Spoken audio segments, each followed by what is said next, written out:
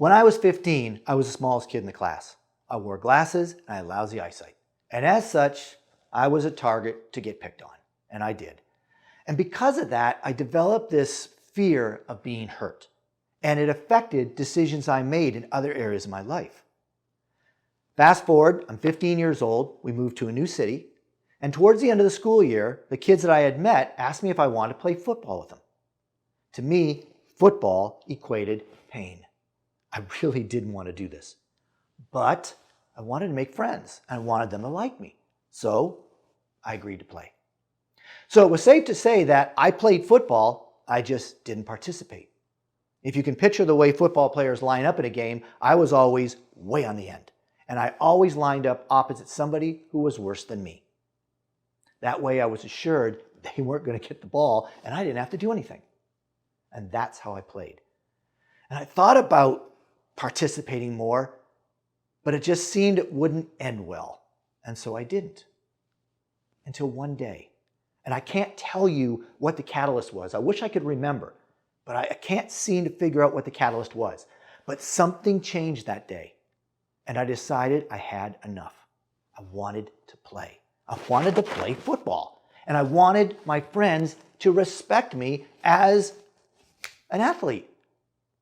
So I decided right then and there, and that is the key. I decided right then and there I was going to play football. And it seems throughout my life, whenever I've needed to make a big decision like that, I've instantly known exactly what action I needed to take. And this case was no different. I knew I needed to tackle Blair. As I was the smallest and lightest kid on the field, Blair was the biggest and the strongest kid in the field. He was our age, but he was a big kid and he worked out. He was a tank and nobody liked to tackle him. The only way I was going to get over this fear was to tackle Blair. Well, I didn't have to wait long. We just scored a touchdown, not me of course, and our team kicked off to Blair's team. And as usual, Blair received the kickoff and he started running downfield, right at me. Why? Because I always got out of the way. I didn't want to get hurt, so I would get out of Blair's way. I'd make it look like I was trying to tackle him, but I really didn't do anything. But this time, it's going to be different. If you had measured my heart rate as Blair was running at me, it would have been off the charts. And when he got close enough, I tackled him as hard as I could.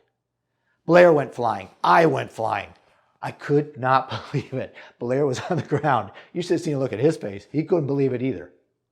And you know what the funny thing was? That pain that I anticipated, it was nowhere near as bad as I thought it was going to be.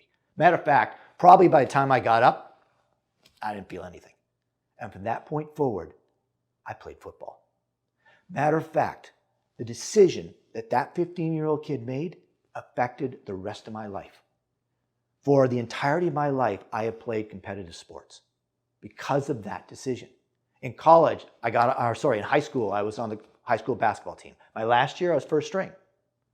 In college, I didn't play on a college team, but we played intramurals, and I set up 6 intramural teams every year. When we got out of college, my friends and I would play football all through the spring, summer, and fall. We'd play basketball all through the winter. And then I got into racquetball.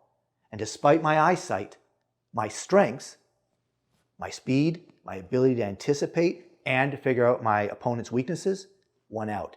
And I won far more games than I lost. I got myself from being a D player to being a solid B player.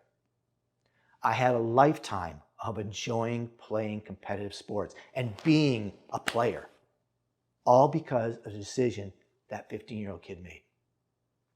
We're all pretty familiar with the saying, the journey of 1,000 miles begins with a single step by Lao Tzu, about 2,600 years ago. Could it be that when he said the beginning of journey of 1,000 miles begins with a single step, that he didn't mean a physical step, that he meant decision, the decision to take action. For every action you take, a decision has to precede it. And if you're not willing to make that decision, then you won't take the action. If you want to take action, you've got to make the decision necessary to make that happen. There are 2 reasons most of the time why we don't make decisions. The first one is we're afraid to make the wrong decision, so we don't make any decision.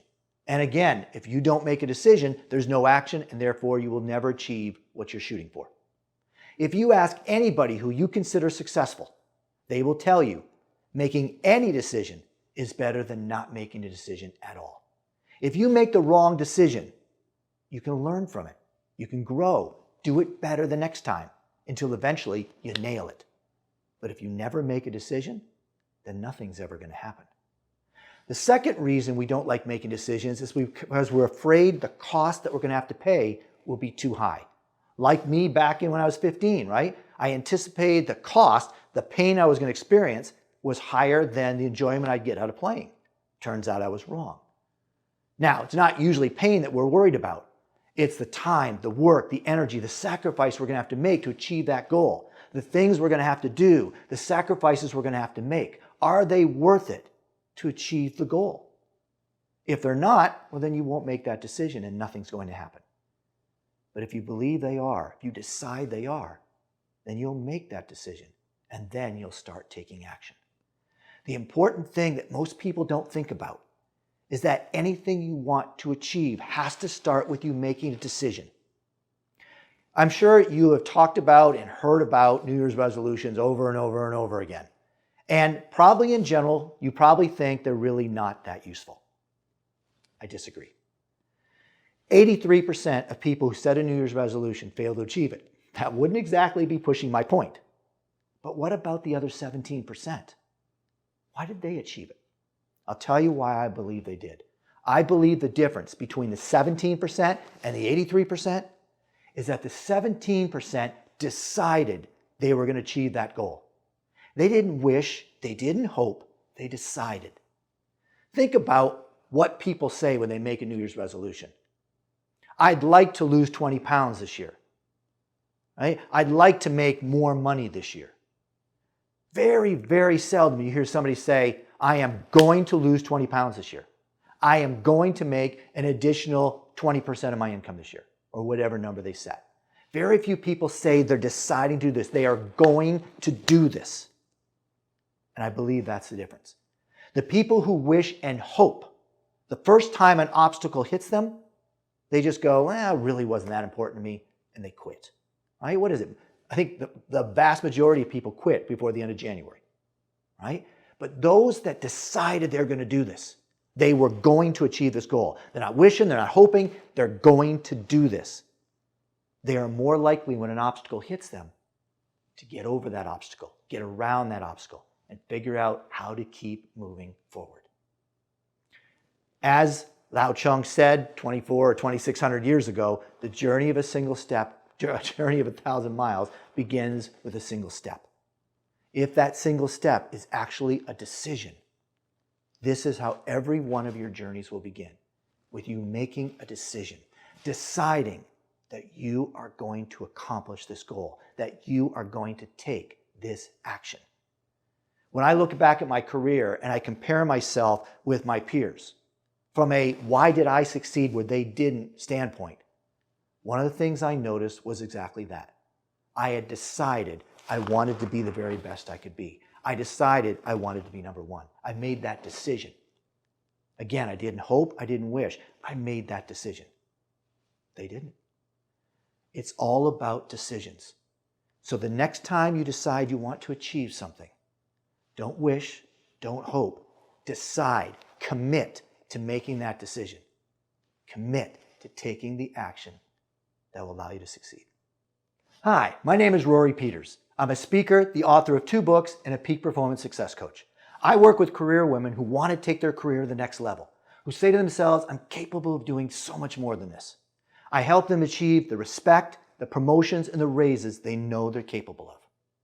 Thank you for watching this video, and if you'd like to take a look at other videos, please go to my website at www.rorypeters.com and check out all the other video blogs there. Once again, thank you and continued success.